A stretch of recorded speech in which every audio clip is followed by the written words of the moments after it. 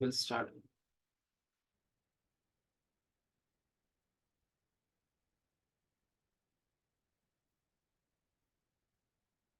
Actually, this app night is in my mobile, and when I have to join from mobile to laptop, if I don't make the host somebody as co-host or co-host, it gets when I leave it gets ended. So yeah, we are seeing the shloka.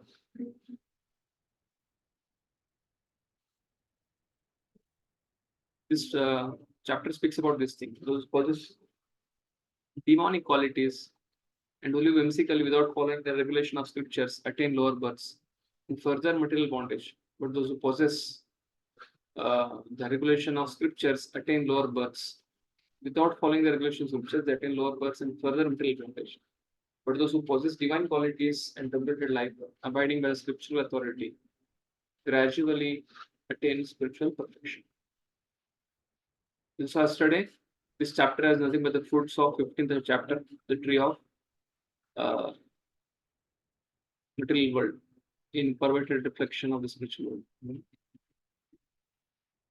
Shri Bhagavan Vacha Abhayam Sattva Samshuddhir Jnana Yoga Vyavasthiti Dhanam Damascha Yajnascha Svadhyayasthaparjavam Ahimsa Satya Krodhas Tyaga Shanti Rapeshunam Daya Bhuteshwalo Luptam Mardavam Hrir Achapalam Tejakshama Driti Saucham Adroha Natimanitah Bhavanti Sampadam Devim Apijatasya Bharatah. Yes. So, yes, Baburam, we can read this translation.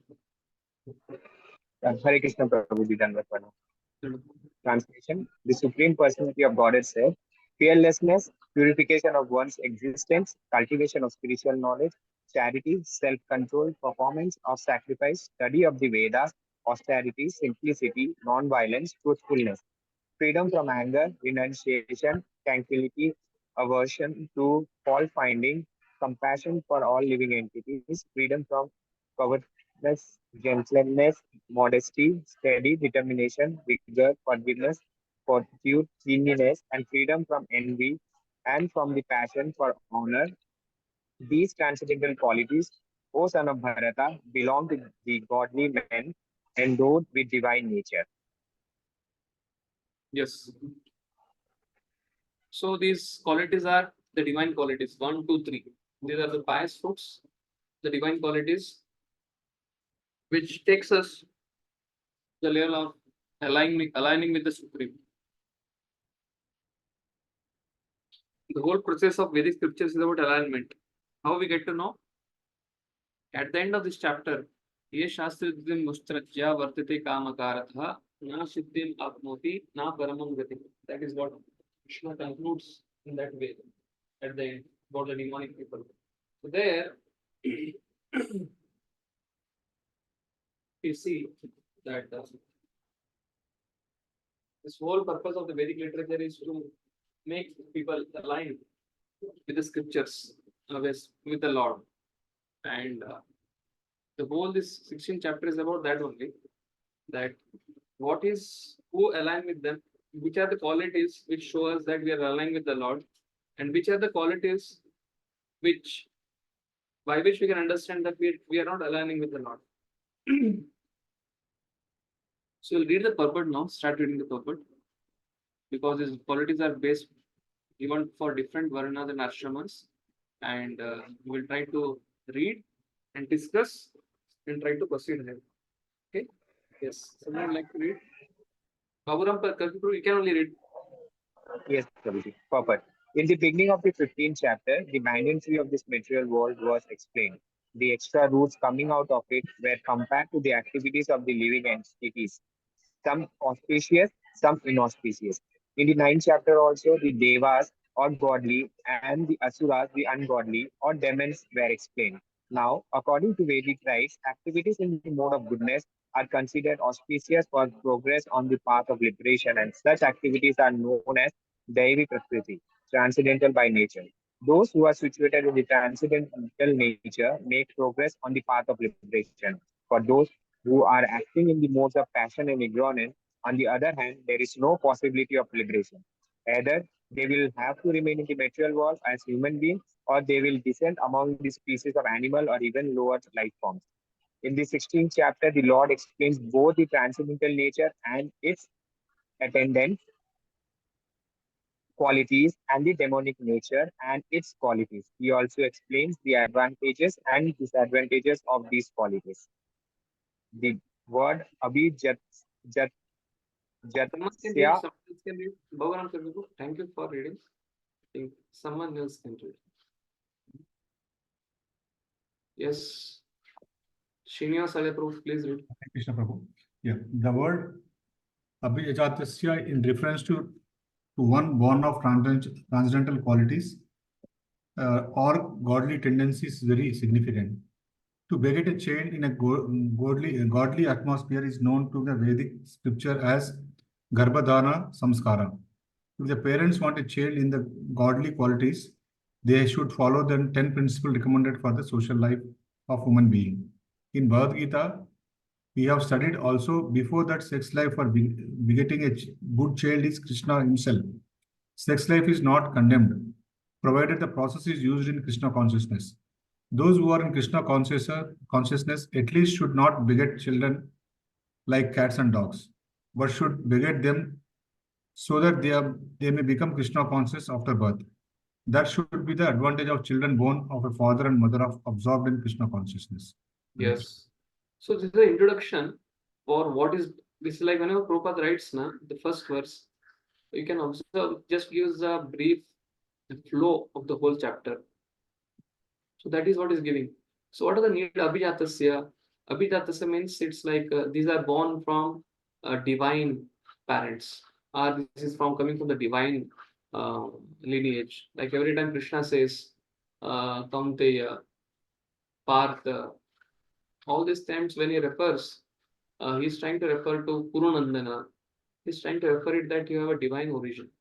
So therefore, he's trying to tell Arjuna by this Abhijatasya, my dear Arjuna, although I'm going to describe the fruits of pious and impious fruits of this tree of material world, but don't think that you are materialist. You are not a demonic fruit. You are a divine fruit. So for that, he ends with Abhijatasya. After telling this, and he's trying to explain what that Abhijatasya means. He's trying to tell that Abhijatasya means when people are born, they are born from mother and father. So when there is Krishna consciousness, then the children born of a mother and father are absorbing Krishna consciousness. Basically, he's trying to tell that Prabhupada is trying to highlight that quality of Abhijatasya. And Krishna is seeing it from the point of view to indicate Arjuna that you have a divine origin. After telling this, Prabhupada starts with social Varnashrama system. Because this whole qualities are mentioned 1, 2, 3, 16.1, 2, and 3. They're mentioned according to the different Varnas and Ashram. That is the reason Prabhupada is trying to speak about the Varnashram. So before Prabhupada starts explaining anything, he gives the background. And therefore, everything is in Prabhupada books. Because I have Gita Bhushan in front of me, I have Chakravarti's commentary in front of me, and I'm seeing Prabhupada's commentary. So Prabhupada exactly has taken from his acharyas.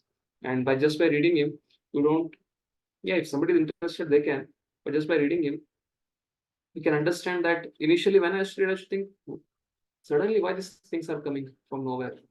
Like here, the first word is coming is Abhayam Shamsuddhi. Why don't Prabhupada directly go to that? That sannyasi should be in a renounced order. Why is giving 2-3 paras before that and then trying to tell it? Basically, it's trying to describe the whole chapter flow, the background, and after setting the stage, he's going to describe. If somebody else can read this third paragraph, social system. Hare Krishna. Yes, Lakshmikant. The social institution known as the Varnashrama Dharma. Varnashrama Dharma. The institution dividing society into 4 divisions of its spiritual life and 4 occupational divisions or castes is not meant to divide human society according to birth. Such divisions are in terms of educational qualifications. They are to keep the society in a state of peace and prosperity. The qualities mentioned herein are explained as transcendental qualities meant for making a person progress in spiritual understanding so that he can get liberated from the material world. Yes. What Prabhupada is trying to tell here is the same thing what Vasudev is trying, Sukhdeva Goswami is trying to do Parikshit Maharaj in first canto, second chapter. Ata Pumbir Vyastheshta Varnashrama Vibhavasa. The purpose of all these Varna and Ashrama activities is Samsiddhya Haritoshanam. And if that is not done, then Shrama Evahi Kevalam. So purpose of Varna, purpose of Ashrama is that is a platform where we can come to Krishna consciousness easily. People have different psychophysical nature. According to that psychophysical nature, he gets training, then that becomes easy for his journey, spiritual journey, that we have seen in Ishopanishad. Vidyam cha yastad vedobhayam sa. Vidyam avidyam mrityam tirtva vidyam amrutam ashrute. So here, these qualities which have to be cultivated by divine to become divine personality, these qualities are divided for different ashramas, so that for each ashrama, what if you do, you can go on the forward journey towards Krishna's lotus feet. So Prabhupada starts first with explaining about the sannyasis, because Prabhupada starts now explaining the sannyasis because Krishna starts with Abhayam Atma Shamshuddhir. So that is what Prabhupada is going to describe now. Yes. Somebody else can read. Shall I continue, Prabhu? We'll come back to you, Prabhu. We'll engage everyone so that everyone can back to. Although it is now our not official day, it's unofficial day. Yesterday was an official day, but I'll see. Yes, would like to read.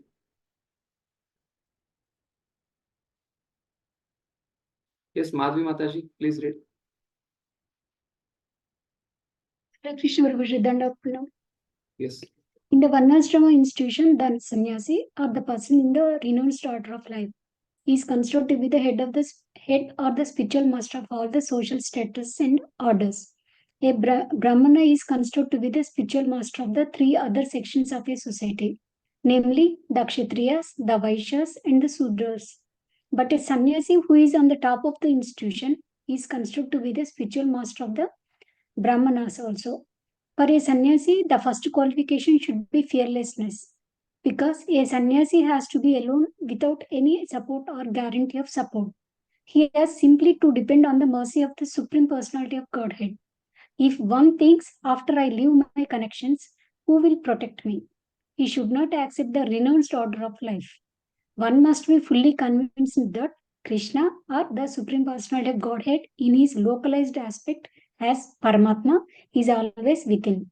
That he is seeing everything and he always knows what one intends to do. One must thus shall never be alone. One should think, even if I live in the darkest regions of a forest, I shall be accompanied by Krishna and he will give me all protection. That conviction is called abhayam, fearlessness. This state of mind is necessary for a person in the renounced order of life. Yes. So Thank you, Prabhuji. Hare Krishna. yes. Baldev Vidyabhushan writes here that in these three verses, Lord describes the duties of the four ashramas and varnas. First, he speaks of sannyasi. So sannyasi has to be fearless because he has no work to do and is alone. That means no money, no dependence, no shelter. And second thing, he has purity of mind, sattva samshuddhi, by performance of the duties of this ashram and varna. It is fully knowledgeable of the method of yoga of attaining jnana. Jnana yoga vyavasthiti. Abhayam sattva samshuddhi, jnana yoga vyavasthiti, cultivation of spiritual knowledge. So there are three qualities meant for the sannyasi. His characteristics. Attaining jnana, such as hearing, these are his characteristics. Next, he describes the householder. That is the next. Yes, somebody would like to read.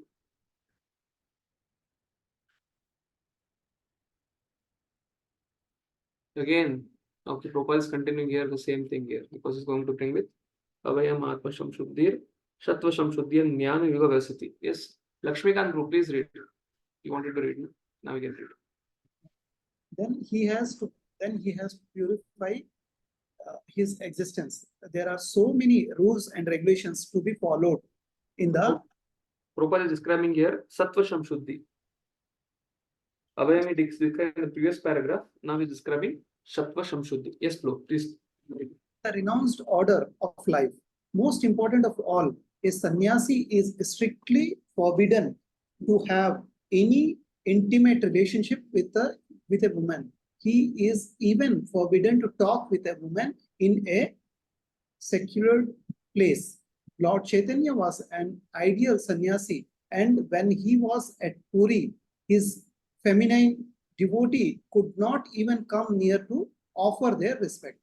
They were advised to go down from the distance place. This is not a sign of hatred for a woman as a class, but is a strict structure imposed on the sannyasi not to have close connections with a woman.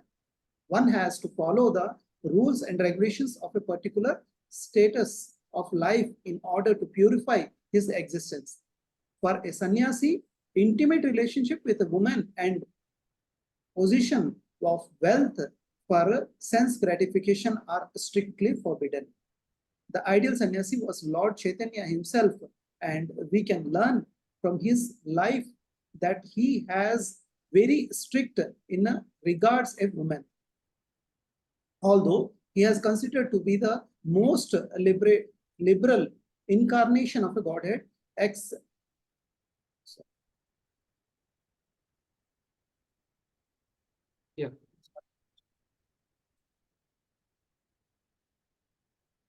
accepting the most fallen conditioned souls. He strictly followed the rules and regulations of the sannyasa order of life in connection with the association with the woman.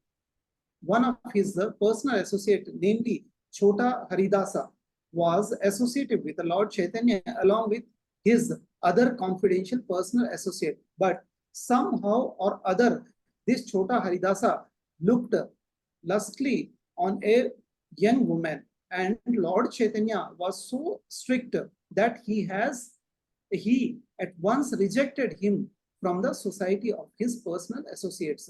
Lord Chaitanya said, for a sannyasi or anyone who is aspiring to get out of the clutches of material nature and trying to evaluate himself to the spiritual nature and go back home, back to Godhead.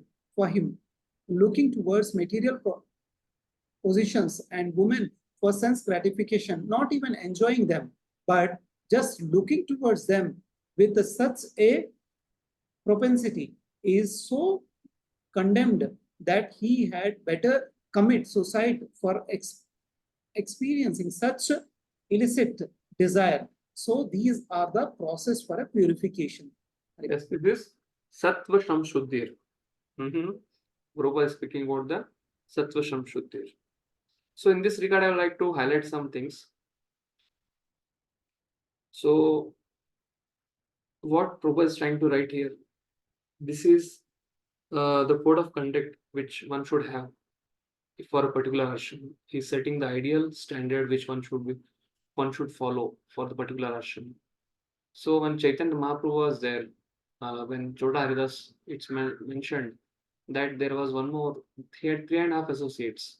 That half indicated the Raghunandan Thakur's sister. And she happened to be an old lady. And what Chota Haridas did was, he just went for begging alms. And while begging alms, he just thought, who is giving this? She has, let me see it. That kind of desire came in his mind. That then Chaitanya Mahaprabhu, he brought that rice. When he brought that rice and he came to him, then he could understand. And then Chota Haridas understood that Chaitanya Mahaprabhu is very angry with me. So then he felt what Prabhupada is writing here in the last. For anyone who has taken renounced order of life, enjoying, just looking towards them is condemned, better commit suicide. So that was standard during that time. And then he went in Prayagraj and he left his body. And then, because Chaitanya Mahaprabhu was pleased by that, Chota Haridas became a Gandharva and used to come and sing for Chaitanya Mahaprabhu. Chaitanya Mahaprabhu used to go on the bank of beach of Puri, and there Chota Haridas used to come and sing for the pleasure of Chaitanya Mahaprabhu in that particular body. So this is a pastime. When His Grace Radheshyam Prabhu in 2012-2013, there was a Brahmachari Yatras from Pune. Maharaj was giving Nityantrishi class there, 12 years back. And this topic came up there because in ISKCON, when we join, there is Brahmacharya Ashram, there is Grihastha Ashram, there is Vanaprastha Ashram, there is Sannyas Ashram. So Radheshyam Prabhu started asking, Mahaprabhu was so strict in his dealing with Chota Haridas. Maharaj was giving a class. Maharaj gave the whole class. And then why are we not so strict? The way Mahaprabhu was strict. Then Maharaj started replying, it was Chaitanya Mahaprabhu, it was Lord himself. He can take the stand and he can deliver them. But just before Prabhupada, there was Bhakti Siddhanta Saraswati Maharaj also. And he was telling this pastime in Kolkata. And there was a Gaudiya Mutt. And in the Gaudiya Mutt, there was a Brahmachari who had come from a watch repairing background, and then many of them were from different diverse background in Gaudiya Mutt. He had just joined. After joining, after some time, all the ashramites started observing him. He is dealing with the opposite sex and other things. Basically, trying to speak, trying to do that. And because if you go 100 years back, that was the type of culture. Like nobody can just speak or nobody can just go with anyone or be visible physically. Not like now, the type of intimacy what is now, it's different than that time intimacy. You see the old movies also. So then after getting complaint, then he was taken a particular temple and was doing some service. And then the temple president rebuked him very heavily. And when he was chastised, after chastisement, this brahmachari left the temple. When he left the temple, Bhakti Siddhanta Saraswati Maharaj came to open the temple. And he asked the temple president. And he narrated, temple opening was happening and everything. And he came and he could not observe that brahmachari. And he asked, I'm not seeing that particular brahmachari. Where he has gone? And they searched, they could not find him. And finally, he had one of his friend who knew he knew to repair watches. So Bhakti Siddhanta Saraswati Maharaj told him, go now to the nearest watch repairing shop or wherever he is and try to see where he has gone and try to bring him back. After that only I opened the temple. And all 2-3 brahmacharis started going nearby. And they found at one particular, after searching for some time, they found this brahmachari in that particular shop. And they told, he is doing this, Bhakti Siddhanta Saraswati Maharaj wants you back. And they brought him back. And then Maharaj, next day he opened the temple. Yes, His Holiness Radhanath Swami Maharaj narrated this pastime to Radheshyam, telling Mahaprabhu can take that stand and deliver them. But following the footsteps of Bhakti Siddhanta Saraswati Maharaj, we have to be accommodating, and that is what Prabhupada also did. When Prabhupada saw, he had given sannyasis, he had given so much diksha to all the sannyasis, and later on, all of you know what happened in 1970, 1980s, 1975 to 1985, 90s. It was a different phase where ISKCON was a growing movement. And that time, when Prabhupada saw, he gave it for preaching. So this is what some of the conversations where some dude is asking this question and Maharaj replying this. And then because he had to spread Krishna consciousness in less time, He didn't knew because he had already got three heart attacks. He wanted to, because for him, if he goes, then nothing will be accomplished. So therefore, whoever he felt a spark of hope, he gave them sannyas and told, preach. Because by every diksha you get, a person gets empowerment. First initiation, second initiation, sannyas. So that is how we did. And whatever they could accomplish in that time of 10 years, nobody can accomplish in whole lifetime or 2 lifetimes or whatever it is. And therefore, some of them, when they came to Prabhupada, when they had read the section of Bhagavadgita, surely all of them had read. And when they came to Prabhupada, Prabhupada told them, even if you want to change with dignity. Don't continue the ashram. Although it is omitting, when you omit something and you take it back, it is like taking one's vomit. But still, Mahaprabhu set the standard of suicide. But I'm not Chaitanya Mahaprabhu. I know how much gallons of blood has spent to make each one of you Krishna conscious. So best is you become a grahastha, get married, and continue. And when such devotees used to come back to temple, Prabhupada used to speak with them, give time to them, and encourage them. Because that is what Prabhupada showed, that Krishna consciousness means practice of pure devotional service is important. And this brahmachari, this grahastha, this vanaprastha sannyas, it's an ashram.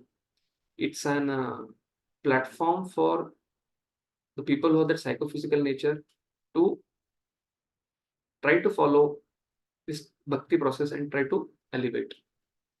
So when Prabhupada is trying to speak here, this is the standard which all of us, this is for individually when one reads, one should try to understand this principle.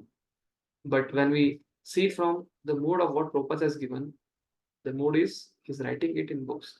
But writing is meant because the books are meant for 500,000, for the 10,000 years Prabhupada books will come to as Acharya.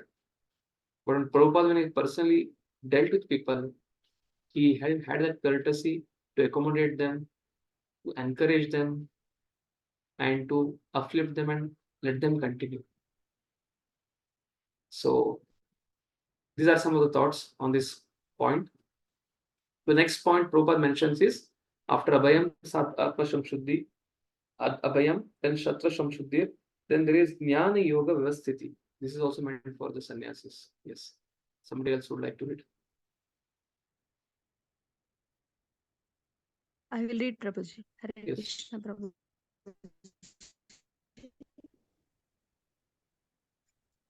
The next item is Jnana Yoga Vyavasthita. Sannyasi life is meant for distributing knowledge to the householders and others who have forgotten their real life of spiritual advancement. A sannyasi is supposed to beg from door to door for his livelihood, but this does not mean that he is a beggar. Humility is also one of the qualifications of a transcendentally situated person. And out of sheer humility, the sannyasi goes from door to door, not exactly for the purpose of begging, but to see the householders and awaken them to Krishna consciousness. This is the duty of a sannyasi. If he is actually advanced and so ordered by his spiritual master, he should preach Krishna consciousness with logic and understanding. And if one is not so advanced, he should not accept the renounced order of life. But even if one has accepted the renounced order of life without sufficient knowledge, he should engage himself fully in hearing from a bona fide spiritual master to cultivate knowledge.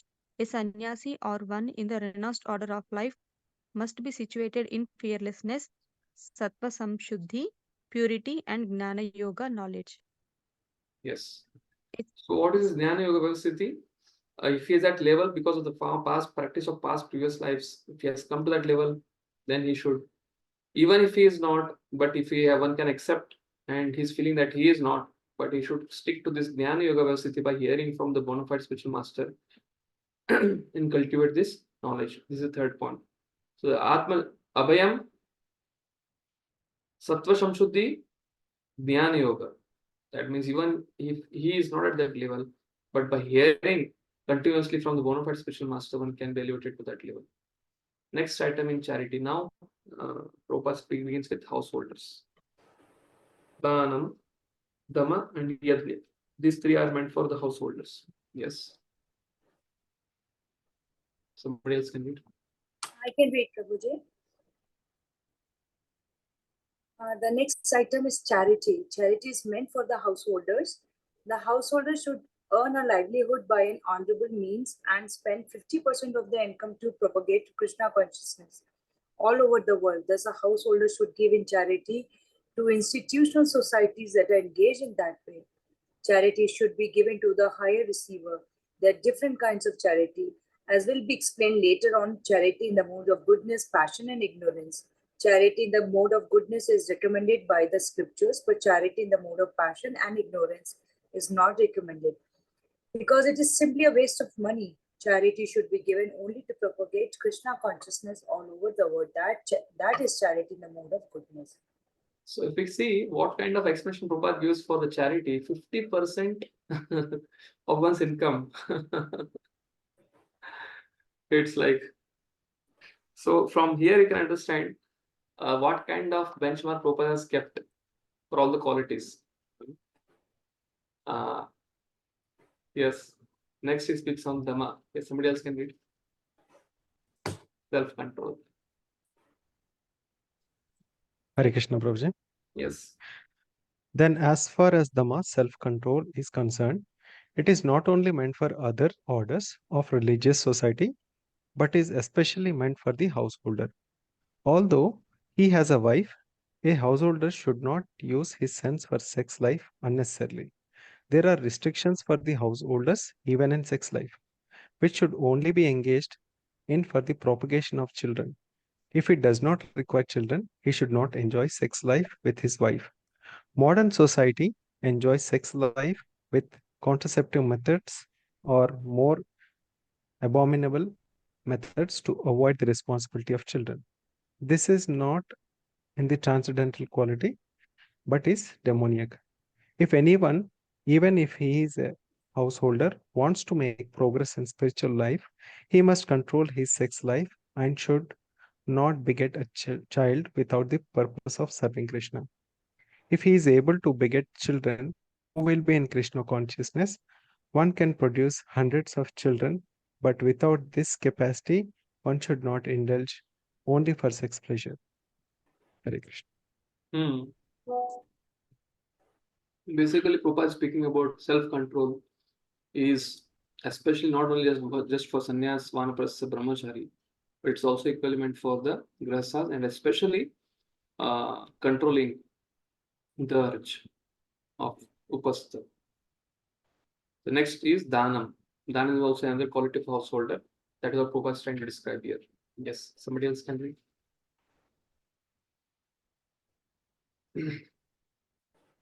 Hare Krishna.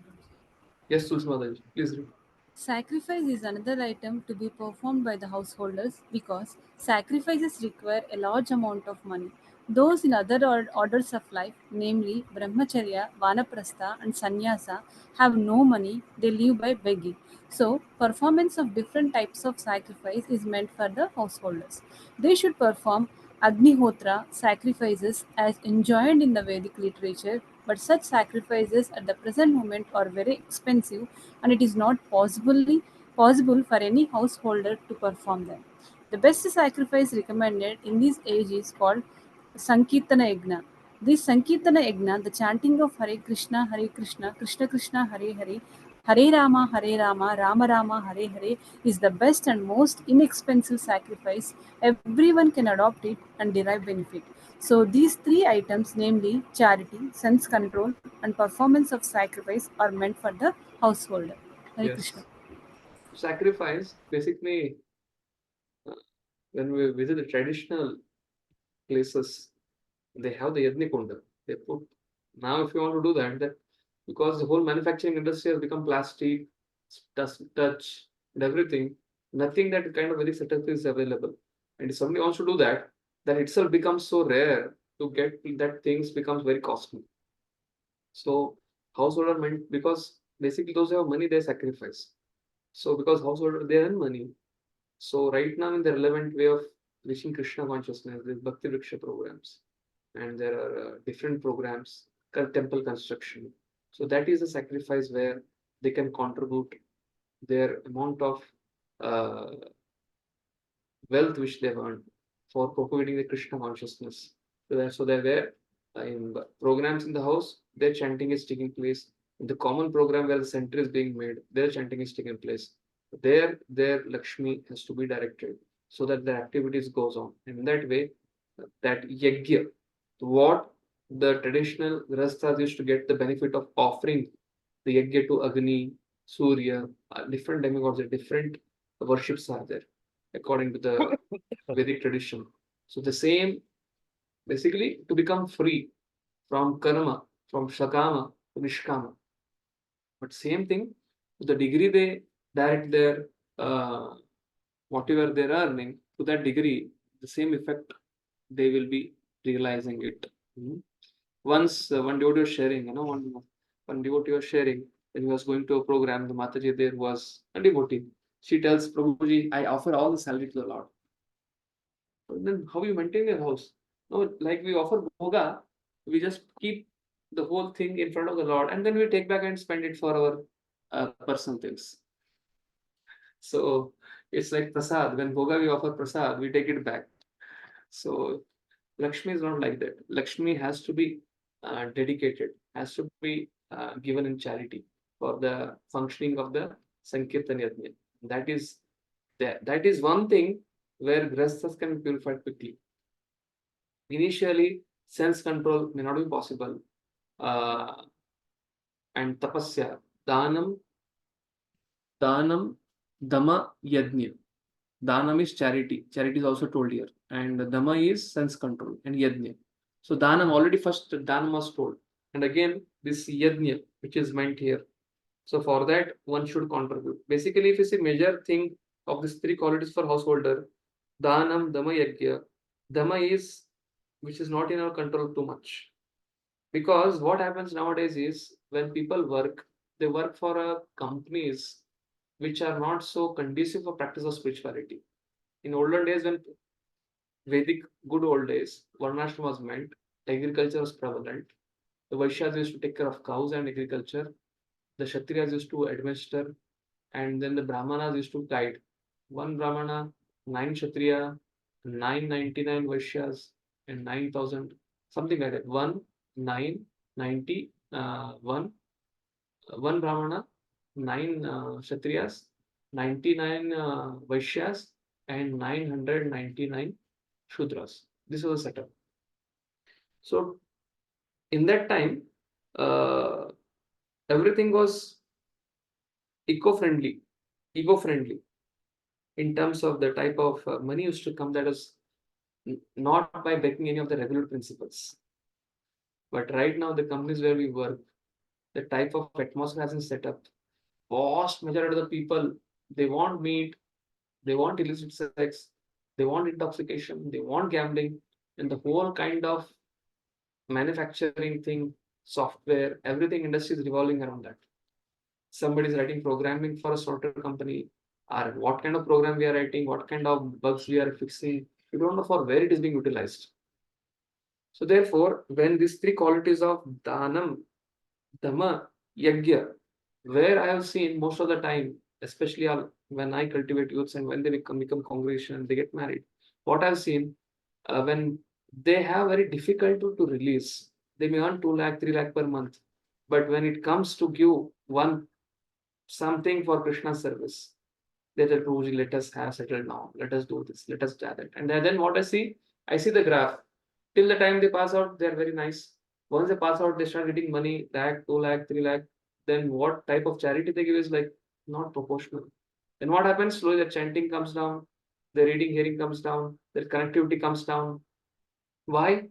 Because Dhamma is not so easy to practice. Dhanam is there, one has to do it. And the purpose of Yajna is also meant for that. They're practically not able to do any Bhakti Vriksha programs, or even if they're not doing Bhakti Vriksha programs, okay, they're not encouraging any type of chanting of holy names for any other programs, whether a temple program or any other center. So this is one quality what I feel the best way a householder can advance when he's trying to practice is he should give for the cause of Dhanam and Yajna. Then the Dhamma will follow if he's sincerely trying to practice. Yes. So next, Prabhupada is going to speak for brahmachari. What is that? Swadhyaya. There's only one quality, because at the beginning, Panchama Murdam, not 50 at the age of 50 years, but at the age of 5 years, on Kaumaram Achyut Pragyo, very young, delicate minds, they don't know anything, provided the samskars from the previous life, before they become active by 12, 13 by puberty, from 5 years to 13, 8 years, 5 years to 13, 8, 9 years, they should get solid input from the Vedic literature. That is Swadhyaya. So purpose of studying Vedic literature, Prabhupada says in the 8th chapter of Bhagavad Gita, the last verse. What is the purpose of reading the Vedic literature? Who can remember? All of you done Bhakti Shastri, it's a question from your second unit. What Prabhupada is writing there at the end of 8th chapter, the last verse? It's a prompt viva for all of you. Why Swadhyaya is mentioned as far as brahmacharis? If you go to that 8.29, the last verse, you'll understand. The purpose of Vedic study, yes.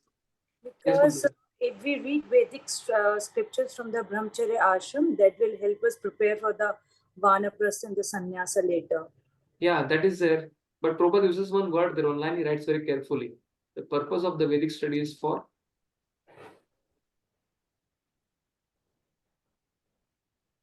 Which part, right? formation of character. That is what is lacking. Prabhupada writes in that Vidyam verse also, 20 items of knowledge. Nowadays, the youths have no character because they have not done Swadhyaya. Therefore, Brahmacharya ashram is meant for Swadhyaya. It's not that somebody who becomes Brahmachari, like right now we are in Brahmachari, we are in ISKCON, like somebody works and then he comes. Fortunately, we're fortunate that in 16, 17, somehow, not much late, but 10 years late, we came. While coming to centers, while coming to 11, 12, or while doing engineering. But yes, it has to be started from 5, 6 years from their time. Because once a person starts hearing for 20 years, then he can understand. Okay, this is how it is. Then it starts working. Then a person can actually have the character. So therefore, this Swadhyaya is meant for the brahmacharis who join at the age of 5 years so that they can be trained to hear scriptures. The purpose of hearing scriptures is for formation of strong character, to make men of strong character. Yes. Who would like to read Swadhyaya? Hare Krishna Prabhuji, may I read? Yes, yes. Then Swadhyaya, Vedic study, is meant for brahmacharya, a student life. Brahmacharis should have no connection with women. They should live a life of celibacy and engage the mind in the study of Vedic culture for cultivation of spiritual knowledge. This is called Swadhyaya. Continue. Now, next is then for brahmachari one quality, grahasthas 3 qualities, dhanam, danam, yajna, and sannyasis 3 qualities, abhayam, atmasham, shuddhi, jnana, yoga, vyavasthiti. Now for vanaprastha there is only one quality, that is tapasya. So this is the in ashrama, the last ashrama, one tapasya. Yes, please read. Tapas or austerity is specially meant for retired life. One should not remain a householder throughout his whole life. He must always remember that there are 4 divisions of life: brahmacharya, grahastha, vanprastha, and sannyasa. So after grahastha householder life, one should retire. If one lives for 100 years, he should spend 25 years in student life, 25 in householder life, 25 in retired, and 25 in the renounced order of life. These are regulations of the Vedic religious discipline. A man retired from household life must practice austerities of the body, mind, and tongue. This is tapasya. The entire Varnashram Dharma society is meant for tapasya. Without tapasya or austerity, no human being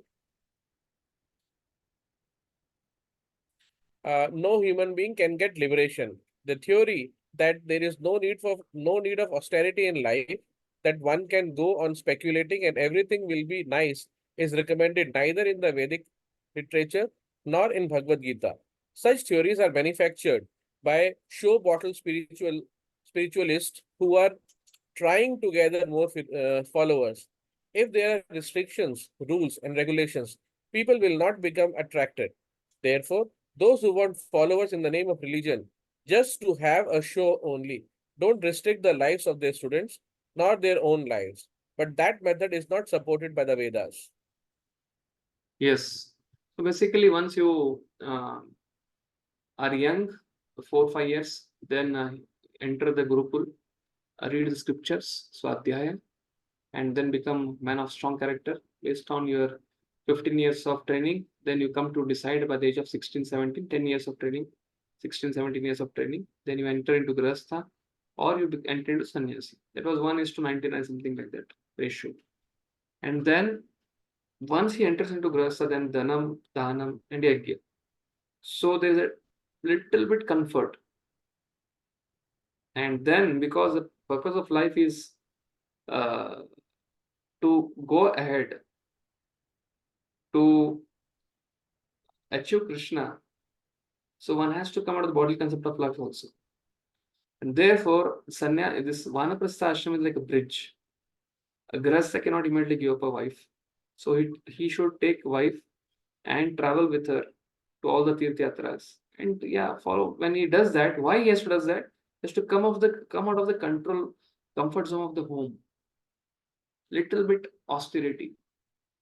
Visiting holy places, purifying oneself, trying to take darshan, depending on the Lord. And then when he becomes, after some time, when he is, whatever comfort zone was there in little bit Grahastha ashram, he comes to Vanaprastha, then he gets trained to making austerities. Then he comes at the point of, yes, I am now ready. Then he takes sannyas and proceeds ahead. That is how this is Varnashram system is made. And therefore, Prabhupada is telling here, without austerity, nothing can happen. This is show bottle things. If these are restrictions, rules and regulations, people will not become attracted. If there are restrictions, people don't become attracted, but people want very easy, no pain, no gain. Therefore, those who want to follow us in the name of religion, just to show only, don't restrict their lives, the students, nor their own lives. But that method is not approved by the Vedas. So Vedas encourage austerity. The whole universe began with austerity of Brahmaji. When he heard tap, tap, the sound. He was just trying to search with his intellect, with his mind, the whole where this talk is coming from. He could not find. But when he did that austerity, then he got the strength to create the universe. Similarly, this austerity is the most important thing which will continue for all the ashramas. It is especially meant for Vanaprastha ashram because that is the threshold towards detachment. From there, one takes sannyas and then goes towards preparing for Golokurundanada. Therefore, it is Prabhupada stressing a lot here. Now, after defining all the ashramas, Prabhupada start defining about the Varanas. Now, Prabhupada speaks about the Brahman. Prabhuji, to ask you about the one plus, so it says basically by the age of 50, one should start practicing tapasya or austerity, right? Yes. So, like, how do we relate to us who are in this? Like how we relate by the age of 5 years, I should become brahmacharis, but we are becoming brahmacharis at the age of 20, 25. At least when I joined, I was 25.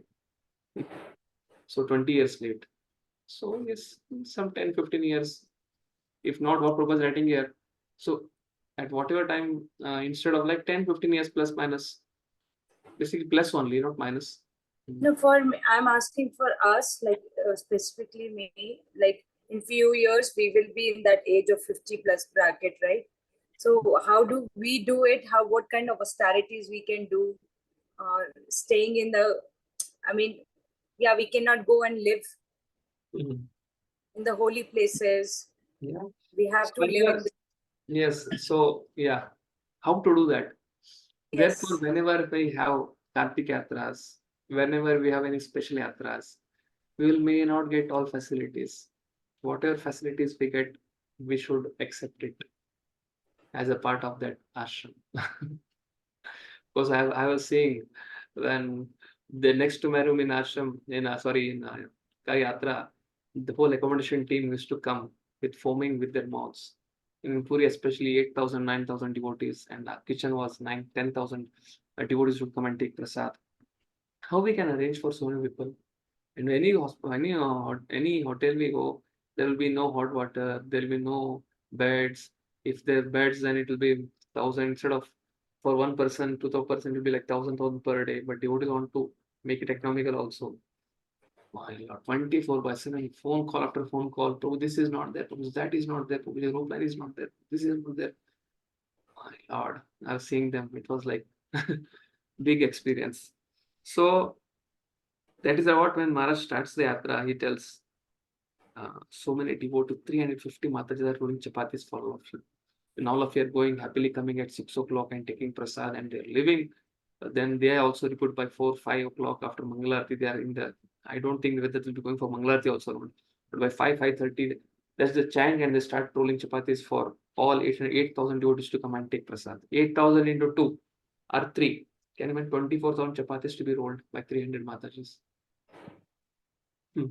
800, almost 80, it's like calculation is unimaginable. At least 100 chapatis per Mataji. 300 into 100 is almost like, okay, somewhere around 80 chapatis per Mataji. But again, making atta, cutting sabji and other things also. And not that 300 Mataji will be there. Because all are not volunteers. Because the Yatra team also has to book the ticket, coming, going ticket. Not 300. Somewhere around 100, 150.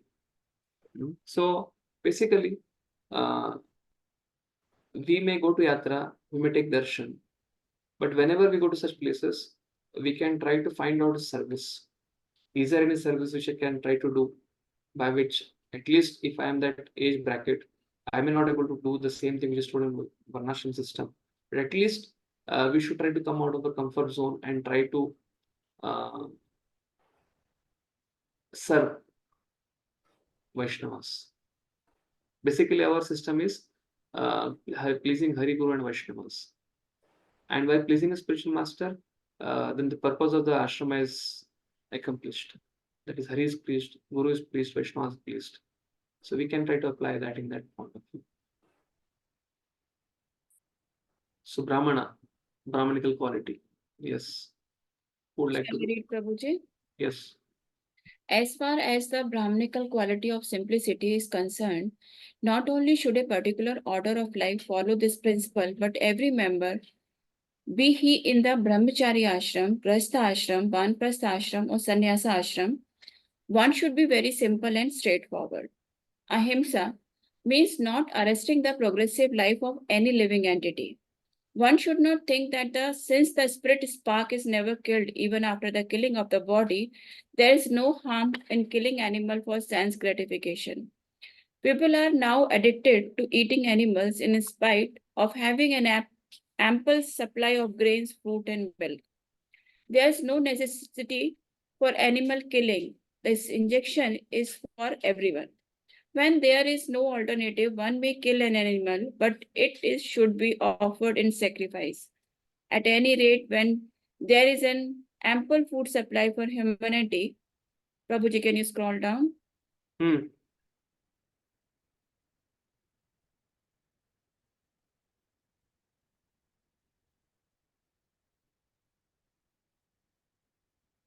So, Prabhuji, little bit, yes. At any rate, when there is an ample food supply for humanity, persons who are desiring to make advancement in spiritual realization should not commit violence to animals. Real ahimsa means not checking anyone's progress life. The animals are also making progress in their evolutionary life by transmigrating from one category to animal life to another. In a particular animal is killed, then his progress is checked. If an animal is staying in a particular body for so many days or so many years and is untimely killed, then he has to come back in that form of life to complete the remaining days in order to be promoted to another species of life. So their progress should not be checked simply to satisfy one's palate. This is called ahimsa. Yes. So Baldev Vidyabhushan is writing only one line for this. These are the qualities of Brahmana: Arjavam, Ahimsa, Satya, Akrodha, Tyaga, Shanti, Apaishvano, Daya, Aloluktvam, Mardavam, Veer, Achapalam. The second shloka is all meant for Brahmanas. So he's saying for this Ahimsa, he writes only one line. Ahimsa means not to curtail the lifespan of another living entity. And Prabhupada is writing the whole paragraph for it to explain, because when he wrote, things were different, and Prabhupada is going to West, and he's trying, because he has to write for the whole world, because that time the whole meat industry was so prevalent. So he has to write it, that one should not simply check, so their progress should not be checked simply to satisfy one's palate. This is called ahimsa. Yes, the second quality of Arjam is honesty. Ahimsa is not to curtail the lifespan of the living entity. Satyam means making accurate statements concerning the things one has seen, which will not lead to the wrong meaning. Basically, aake dekhi baat. Whatever you have seen, you speak it as it is. Don't try to put choke, masala, and try to spread. This is, what I've heard. What you have seen and what you have really heard, one should stick to that. If somebody else can read the Satyam.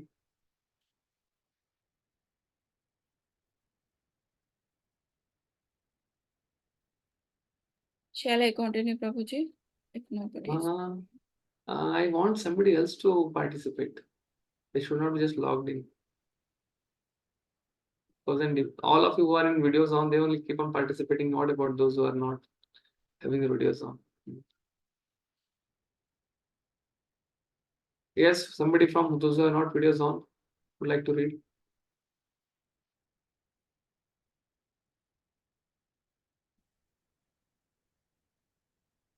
Yes, Lakshmikant, you're eager. Minu Mataji, I'll come back to you. I'll ask Lakshmikant Pro, then I'll come back to you. Thank you. Yeah. Satyam, this word means that one should not distort the truth for some personal interest. In Vedic literature, there are some difficult passages, but the meaning or the purpose should be learned from a bona fide spiritual master. That is the process for understanding the Vedas. Shruti means that one should hear from the authority. One should not construe some interpretation for his personal interest. There are so many commentaries on Bhagavadgita that misinterpret the original text.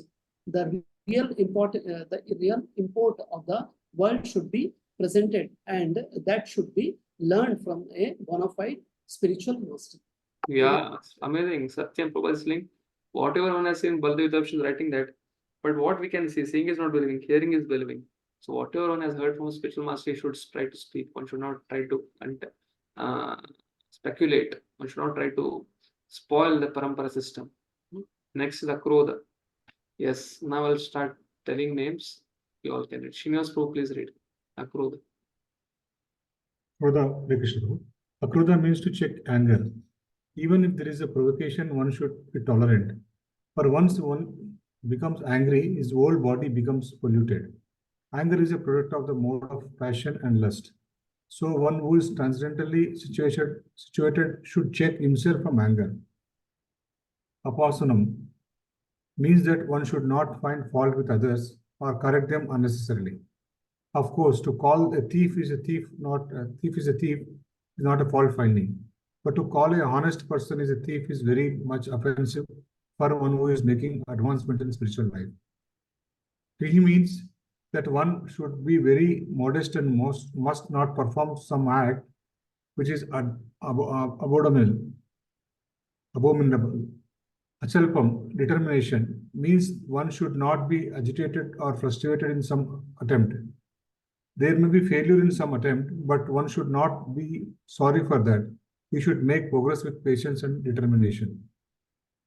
The word Tejas used here is meant for... now, this is done, na? Second shloka is done.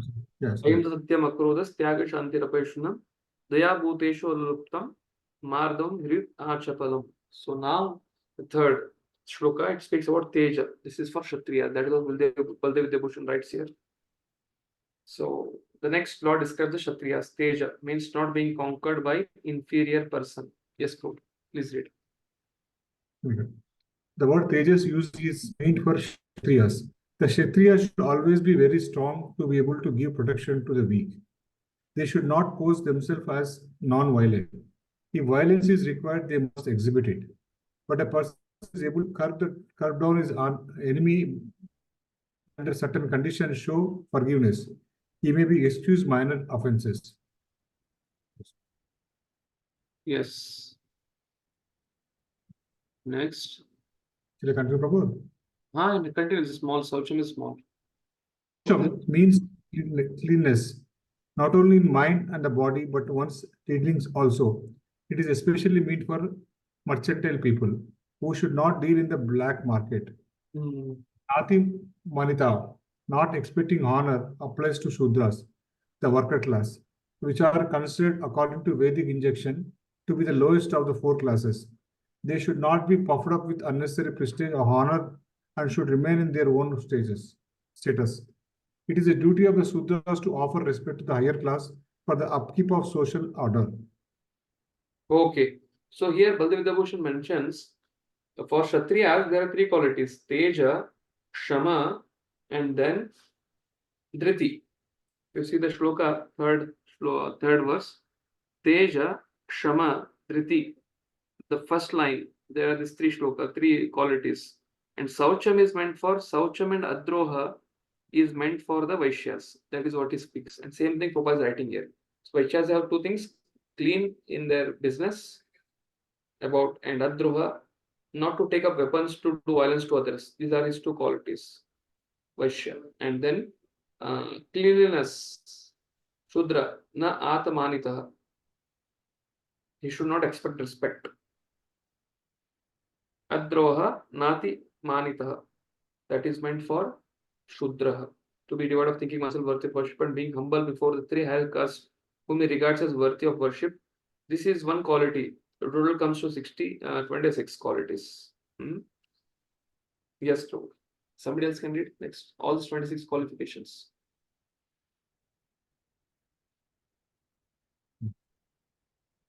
Vinu Mataji, please read. Yes, Prabhuji. All these 26 qualifications mentioned are transcendental qualities. They should be cultivated according to the different status of social and occupational order. The purport is that even though material conditions are miserable, if these qualities are developed by practice by all classes of men, then gradually it is possible to rise to the highest platform of transcendental realization. So here, Bhagavadgita Bhushan writes a statement. The list is not exhaustive. These qualities appear in person born with auspicious impression, Daivim Sampadam, which manifests from pious action in the past, which bear fruit at the time of taking a body, basically from past life. Punya punyena karmani bhavati papa papena. He becomes pure by pure actions and becomes evil by evil actions. So he's quoting Upanishad Bradharane. This sampat or wealth is possessed by the devas, those who respect the Lord. Because from this position, a person has a possibility of attaining jnana and bhakti. It is excellent fruit of the tree of samsara. In second footnote, he writes, a person may be in any mode of nature, but if he acts according to the rules of varna and ashrama prescribed for that mode, then he is considered daiva in nature and is headed for liberation. Yes. So this ends the first three shlokas. Now I'll go to now. Krishna starts explaining. Hare Krishna Prabhu, question, Prabhu. Yes. That means this all qualities one should possess, but only during that varnashram dharma there should be prominent quality, right? Prabhu, that should I read or? This qualities, the 26 qualities, one has to, everybody should have it, but the qualities mentioned about Brahmana, Sannyasa, there should be prominent qualities during that varnashram dharma, right? These are the varnashrama qualities, which will be manifested by the particular varna. And there are another 26 qualities of Vaishnava. Yeah. That one has to cultivate as a Vaishnava. Okay? Yeah. But if you are coming in any of the varna here, what qualities mentioned for us? And ashrama. If you are grahastha, then 3 qualities. If you are sannyasi, is 3 qualities. If you are brahmachari, is 1 quality. If you vanaprastha, 1 quality. If you are brahmanical, then 3. Brahmanical 1, 2, 3, 4, 5, 6, 7, 8, 9, 10, 11. Then Kshatriya 3. Then Vaishya 2. Then Shudra, then 1. Based on that. Okay. Yes, next. Dambodarbhavimanascha Krodhaparyushamev cha Ajnanam Chabhijatasya Partha Sampadamasurim. So Krishna is telling, is trying to describe now, after the Daivi Sampat, he wants to give hint to Arjuna. He is trying to quote this shloka, that here it is written by Lord now speaks of the qualities of the Asura which cause hellish existence in one verse. So Bhakti writing, Lord is trying to speak about the demonic qualities which cause hellish existence here. Yes. Madhvi Mataji, please read.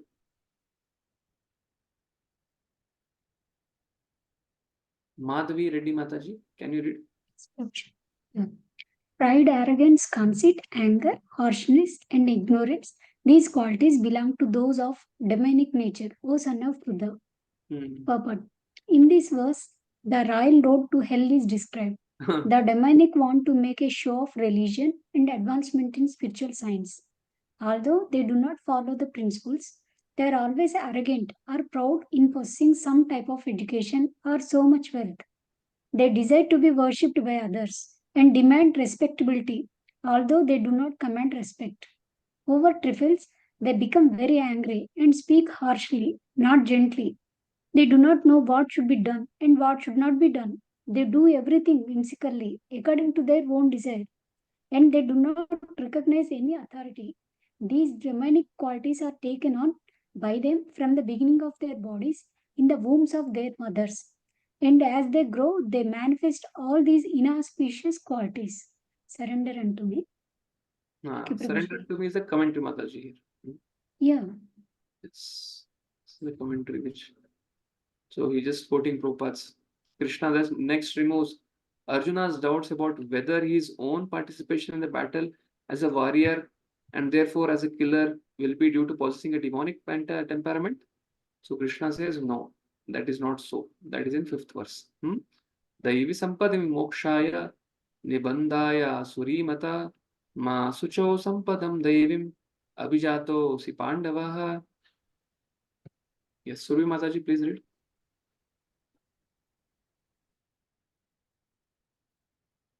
The transcendental qualities are conducive to liberation, whereas the demonic qualities make for bondage. Do not worry, O son of Pandu, for you are born with the divine qualities. Shall I continue, Prabhuji? Yes. Lord Krishna encouraged Arjun by telling him that he was not born with demonic qualities.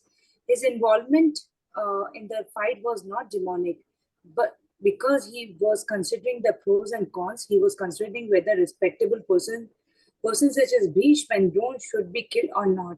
So he was not acting under the influence of anger, false prestige, or harshness. Therefore, he was not of the quality of the demons.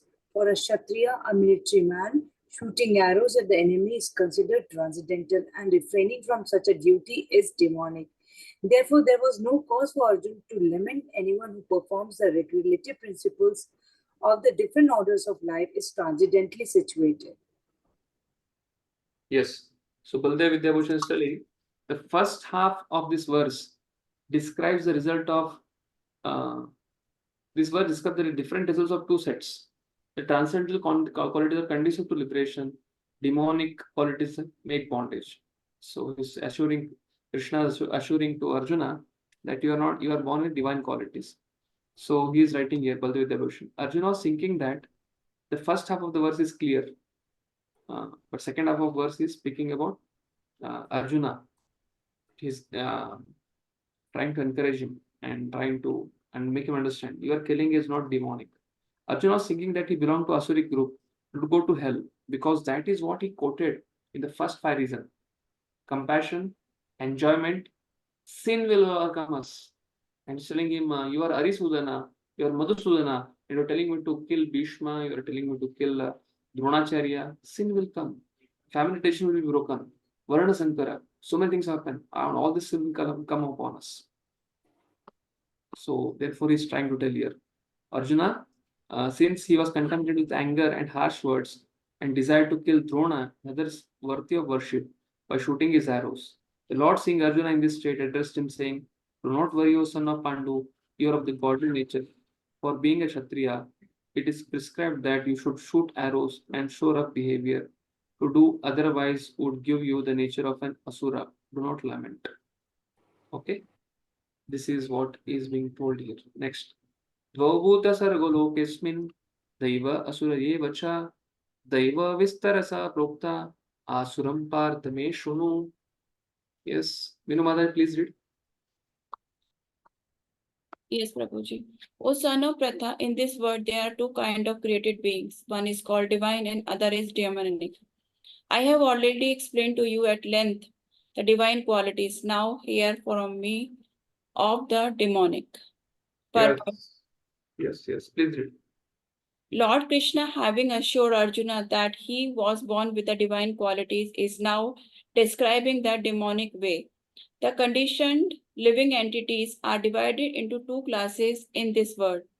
Those who are born with divine qualities follow regulative life, and that is to say, they abide by the injunction of scripture and by the authorities. One should perform duties in the light of authoritative scriptures. This mentally is called divine.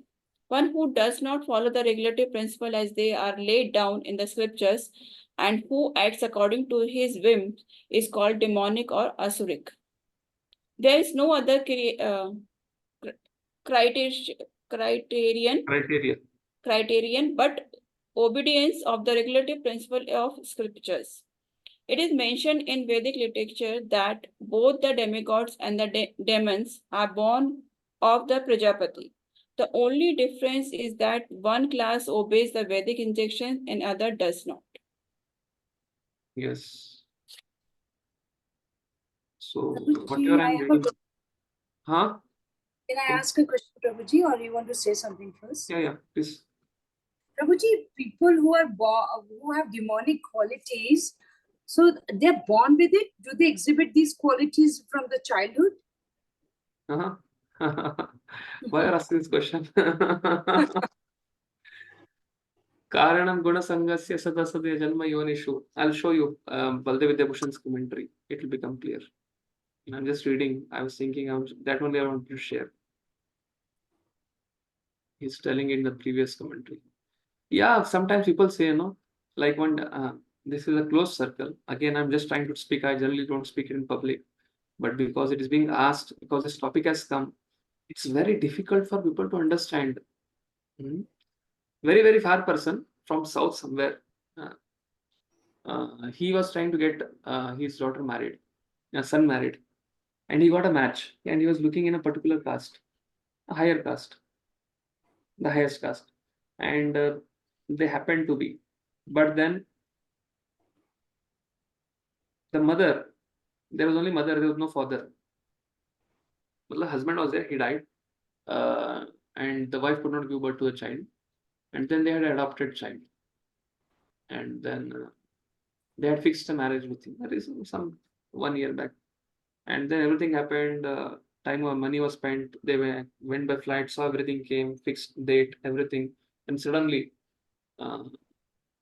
this person, he was narrating, प्रभु जी इसमें बच्ची का क्या दोष, छोटे बच्चे का क्या दोष है इसमें, ये तो बच्चे में क्या होता है, तो अनाथ आश्रम लड़के को शादी कर सकते हैं अगर वो हमारे इसमें आ रही है तो. If the girl is small children, what they have done, if their parents have left them, what is their problem?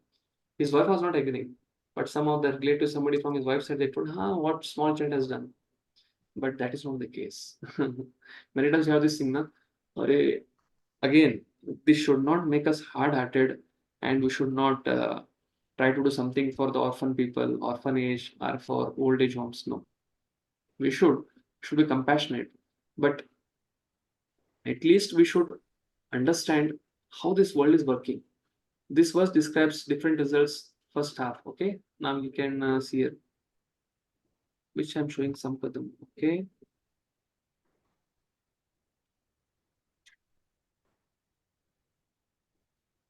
the fourth verse. Yeah, you can read here. This one.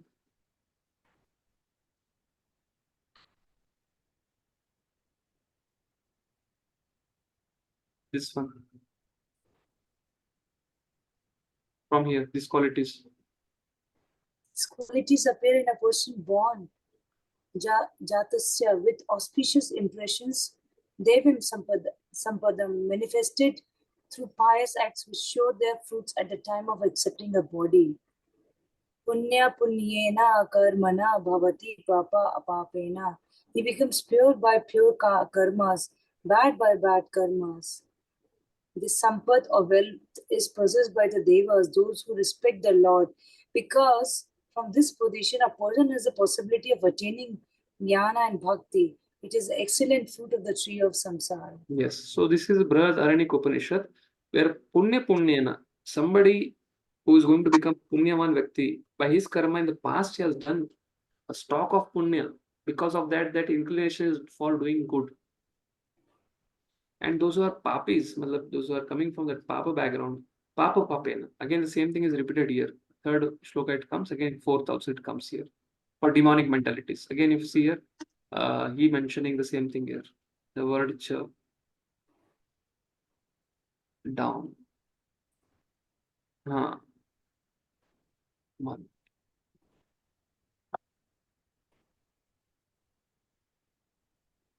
Yes, these qualities. These qualities appear in a person born with inauspicious impressions, asurim sampadam, which manifest from sinful actions and which bear fruit at the time of taking a body. The Shruti says, Papa Papena, the sinful person is born through sinful acts. So does that mean, Prabhuji, if a demonic person is born to some parents, the parents must be have done some sin? I mean, everybody is not Hiranyakashipu or everybody is not,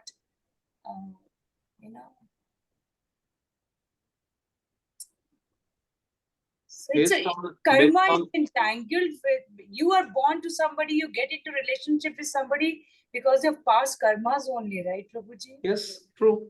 You're right. Even if you good people, they get bad people in their lives is because of their, like for example, a woman is very nice, she's a very pure soul, she's on a path of bhakti and all, but somehow she got married to a very Asuri Pravati person who is non-Vaishnav, he eats meat and everything and does not let her do bhakti. So this must be because of her old past sins that she got entangled into. What do you feel?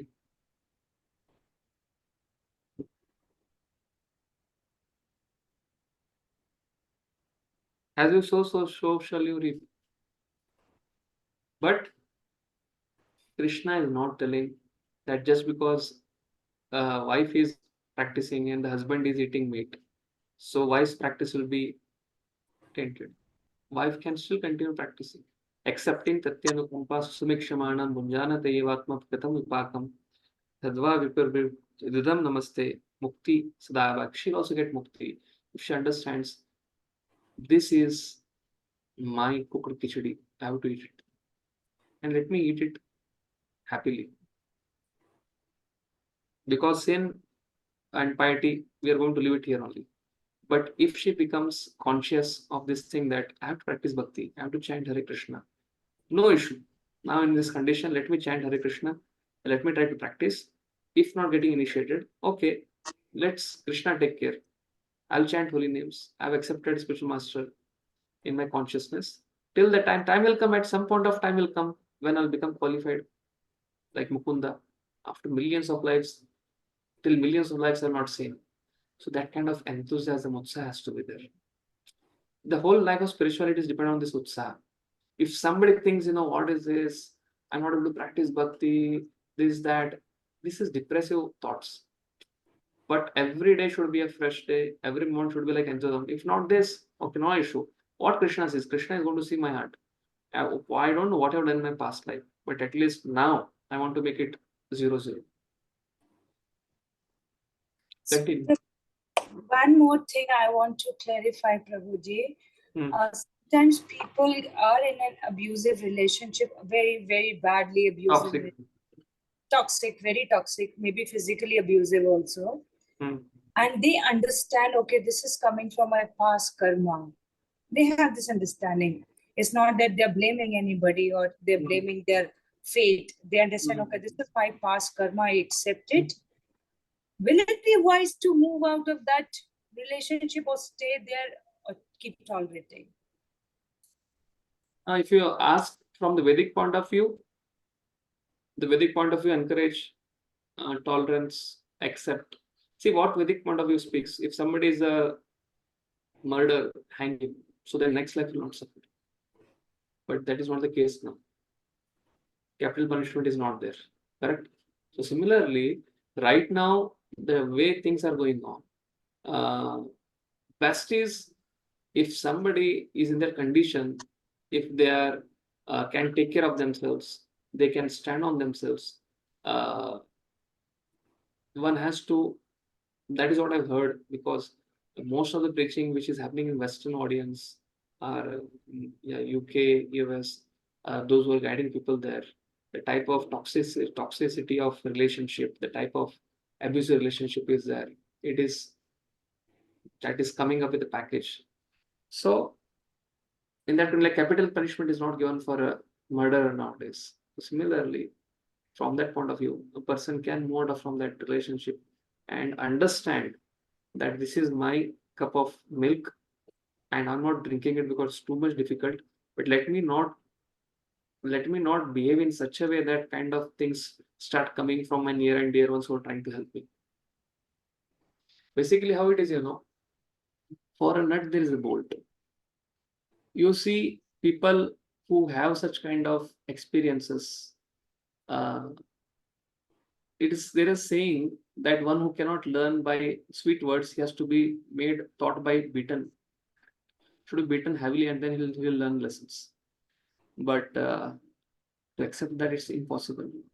So when somebody is getting that kind of nut bolt relationship, you understand that this person only can keep this kind of personality under control.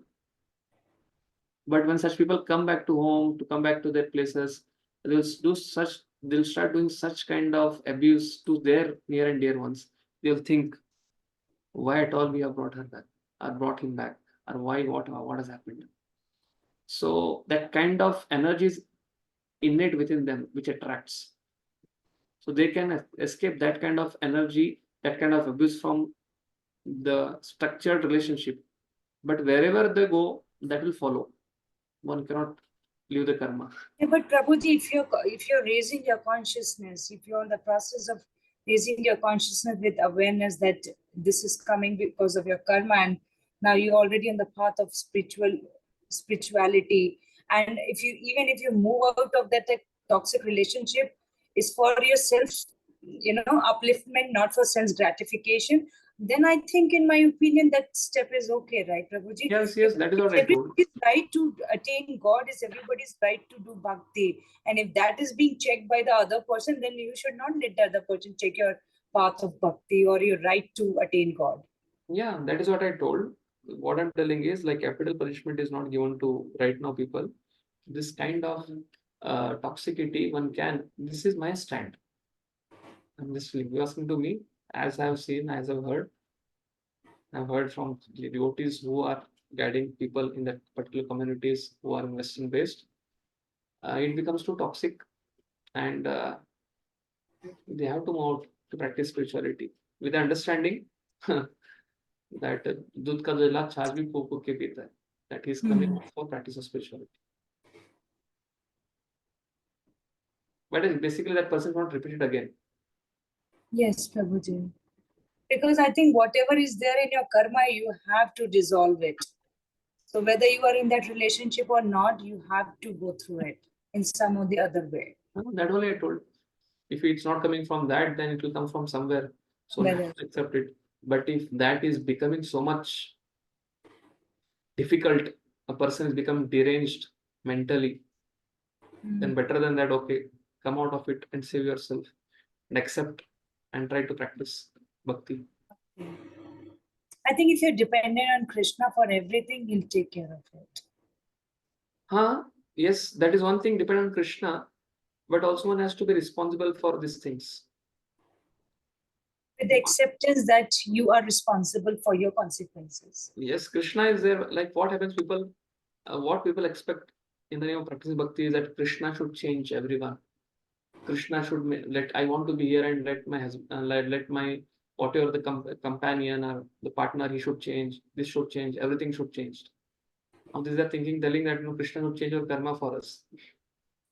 So basically, accepting oneself is Krishna. I have to practice bhakti. If I practice bhakti, if I move out from this position, then everything changes. Which I don't know, I'm just sharing the experience like I have seen in many cases.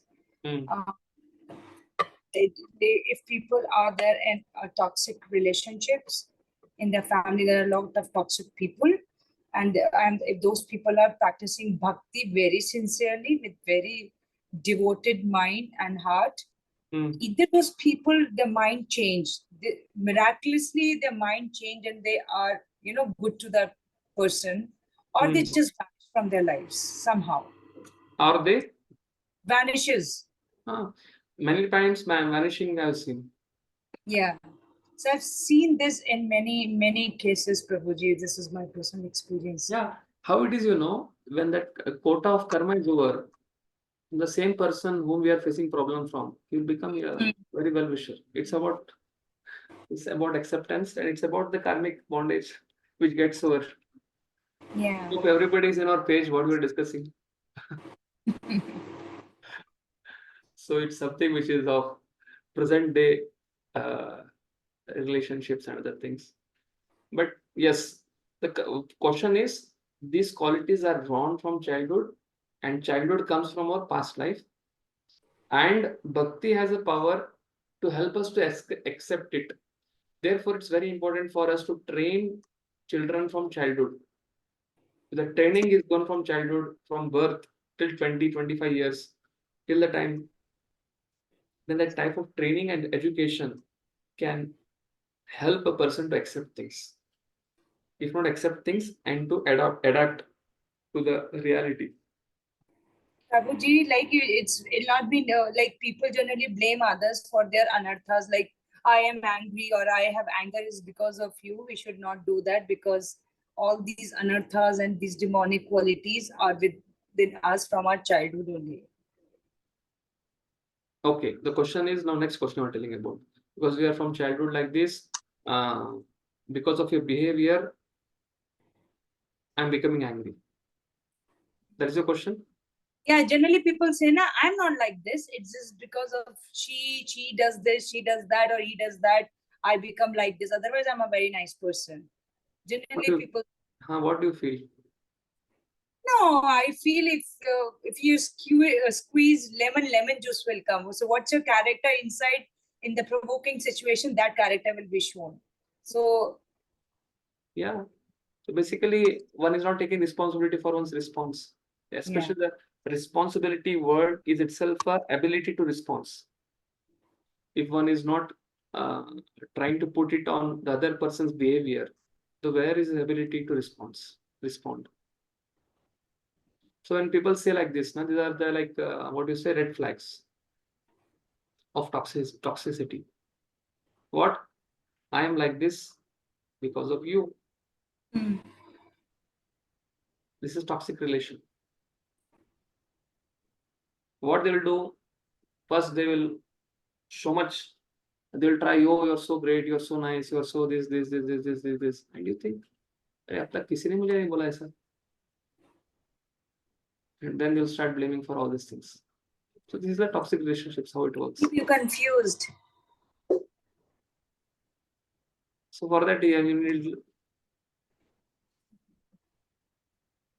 recording is gone, and it's not recording. It's recording. It is recording, Prabhu. Recording.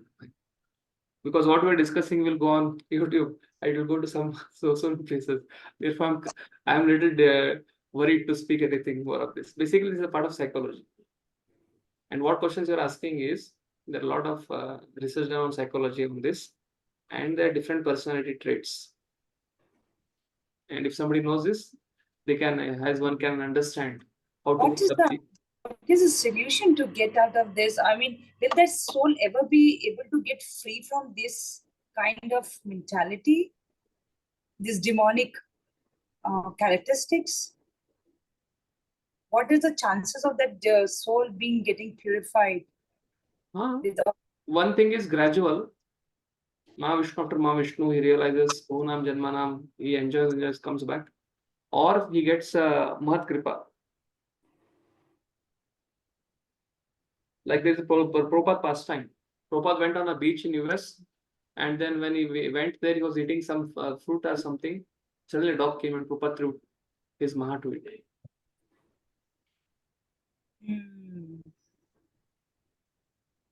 Mahat Kripa. So that is one solution shortcut. Pray for those souls. Okay. Yeah, there is a lot of mercy, there is a lot of kripa, everything is there. But the way one is now because of his choice in the past. So he has to go through it. And what we can do, Madhyamadikari, he deals in a 4-way. Compassionate towards the innocent, friendly towards the equal devotees, loving relationship, love towards affection, love towards Lord, and upeksha, away from envious. This category is called envious category. Stay away from them. You try to go, you will keep on thinking, Hari, why is being like this? Why is doing like this? Why is doing like this? Better is stay away. You can't change them. You can pray for them, you can do some prasad, and don't take them very seriously in your life. Hare Krishna. Yes. Sorry इससे related है या नहीं मुझे पता नहीं, but एक question continuously raise हो रहा है प्रभु जी कुछ दिनों से, कि अगर सामने वाले बंदे को ये काम नहीं करना है बोलने के बावजूद भी अगर कंटिन्यूअस वही काम उसको रिपीटेडली कर रहा है और उससे रिलेशनशिप टफ टाइम चल रहा है, तो मौन रहना सही है या उसको, और समझ में नहीं आ रहा प्रभु जी. या सो he was speaking about a project, he was speaking about it's a project with project only Prabhu ji. The person who is जिसे अगर कुछ प्रोजेक्ट हैंडल करने के लिए बोलते हैं तो कीप ऑन यही काम दोबारा से गलती कर ही रहा है और कीप ऑन कॉलिंग मी, तो उसको हैंडल करना कैसा, क्योंकि यहाँ पे बोलते हैं कि सभी में कृष्ण है और आप पेशेंसली हैंडल करो और सबको सब में कृष्ण है इसी को देख के ट्रीट करो. कहाँ पे लिखा है? नहीं लिखा नहीं है प्रभु जी. हाँ. सभी. Okay, that is your conclusion of becoming spiritual. सभी को वैसा उस हिसाब से ट्रीट विद्या विनय संपन्ने ब्राह्मणी कवि हस्तिनी सुनिचय सुभाषित पंडित समदर्शिना. That is what you are telling, na? When it comes to work, Prabhu ji. That Samadarshina is there, na? It's based on. I was just giving recently a session to yesterday only. The summer camp is going on for some 5th to 10th standard students. The same topic came today also. 16th chapter, 2nd verse only I taken. Manitra, this one. The qualification for the Brahmanas. Ahimsa Satyam Akrodam. So there, that equal vision. It's not just equal vision spiritually. There is also material hierarchy. Materially, the person goodness, passion, ignorance, you can't just go and embrace a tiger, you can go and embrace a cow. So that equality of vision for a tiger is run away from it, and for a cow you go and give grass and take over it, and you can't just sit equal vision chandala, okay, go and sit with him, he's eating dog's meat, and you're going and sitting with him. It's not equal vision. You want to recognize that they're part and parcel of Krishna's souls. And because of their misuse of free will, somebody is in a chanda's body, somebody is in a dog's body. They misuse their free will, and they have their free will to respond in a different way. Then it's यानी इनका relation इनके साथ ज्यादा समय बिताना है ना, इससे रिलेशन कट करना ही सही है प्रभु जी. Again, if he's a project person, you have that free will. You go and tell to your person, okay, better you go into some other project.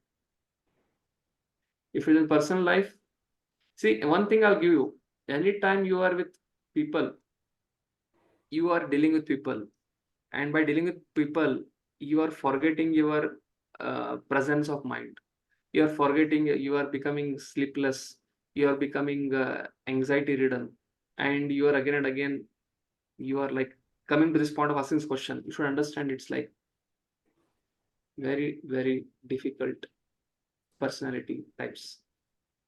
Because see how a person would be cool, calm, composed, he should have his freedom, but he should not be disturbed by people around. Then he should, like if you build a home, you have big fencing around. We don't have any Tom, Dick, and Harry to come inside the home.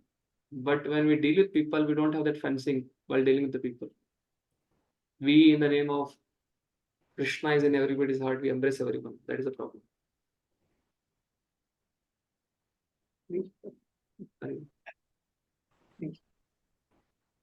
Hare Krishna, Srila Prabhupada ki Jai. Sorry, Prabhuji, taking so much of your time today. Thank you, Prabhuji. What I'm speaking is I have gone through the phase, therefore it is coming out. At least this part which I'm telling is of realization. I don't know about spiritual life, but these themes, after counseling from last 18-19 years, I've seen all personality types. Then I understand where is the problem. Problem is not there because I have gone through it. When I have gone through that picture, therefore I understand, okay, I have to have solid bond. We have to have solid boundaries. We should not take it very seriously. That's what Radheshyam has taught us. We used to go to him, telling, "Arey, give up that person. He's not able to practice bhakti. Itna bada mail likha kiske baare mein? Give up. Focus on someone who can." Again, we should not be like choosy, but we should save ourselves. Hare Krishna.